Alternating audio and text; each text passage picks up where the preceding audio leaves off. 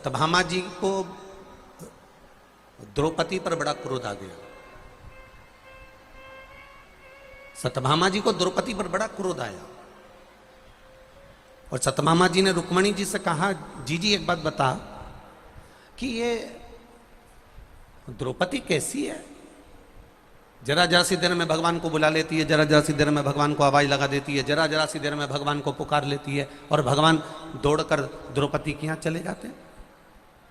हमारा द्वारका का नाथ हमारे द्वारका में कम रहता है, द्रौपदी के पास ज्यादा रहता है।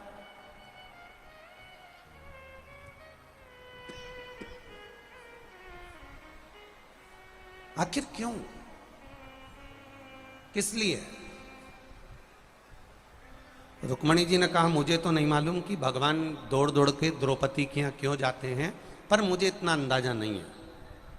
पर इतना जरूर मालूम है कि द्रौपदी भगवान कृष्ण की बहन है, क्योंकि द्रौपदी ने भगवान कृष्ण के हाथ में चीर बांधा था, तो वो बहन है। इतना सिद्ध है कि वो बहन है।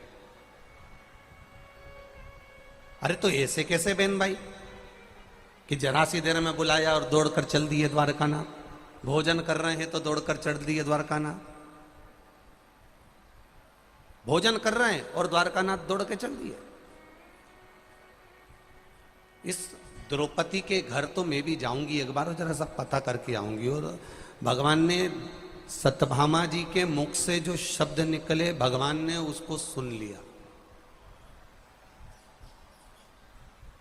अब भगवान लीला करने के लिए तैयार हो गए और भगवान द्रौपदी के यहां जाने लगे। जाते जाते भगवान कृष्ण ने कहा, सुनो रुक्मणी, मैं द्रौपदी के यहां जा रहा हूं।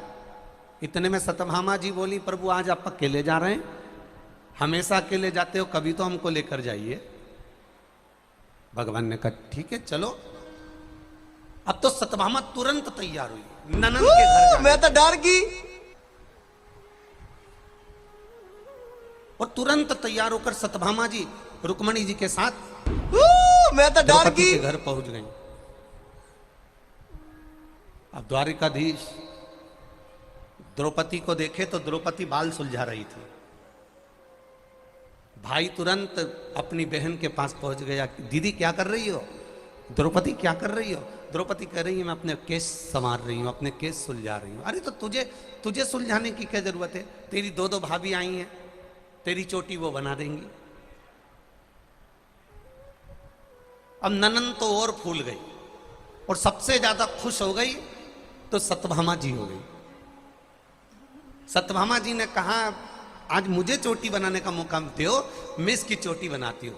अब भगवान को तो ये थोड़ी ना मालूम था कि ये तो बदला लेने आई। अब जो द्रौपदी बैठी, सत्यभामा जी ने हाथ में थोड़ा सा तेल अधिक लिया और लेकर जो द्रौपदी के सिर में लगाना प्रारंभ करा। और सिर में लगाते लगाते सत्यभामा जी ने एक बाल तोड़ा। जैसे ही एक केश तोड़ा, तोड़ते से ही जहां बाल तोड़ा, तोड़ते से ही उसमें से आवाज आई, हे कृष्ण। सत्यभामा जी को लगा आखिर ये आवाज कैसे आ रही है। सत्यभामा जी ने फिर वापिस तेल लगाया, फिर एक बाल तोड़ा तो उसमें से आवाज आई, हे कृष्ण।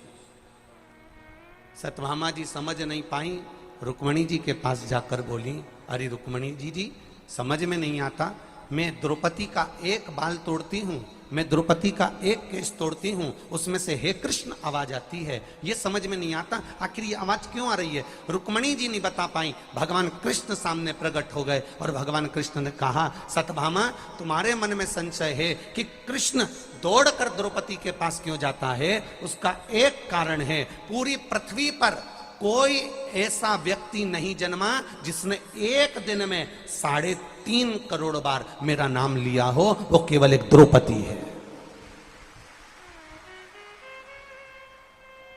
वो केवल एक द्रौपदी जो 3.5 करोड़ बार मेरा नाम लेती है। एक दिन में 3.5 करोड़ बार नाम लेती है। इसलिए उसकी रोमावली में एक एक रोम रोम में कृष्ण समाया है और जिसके रोम रोम में कृष्ण समाया है उसी के पास दौड़कर कृष्ण हर पलाया है। ये निश्चित है, उसी के पास दौड़कर आया।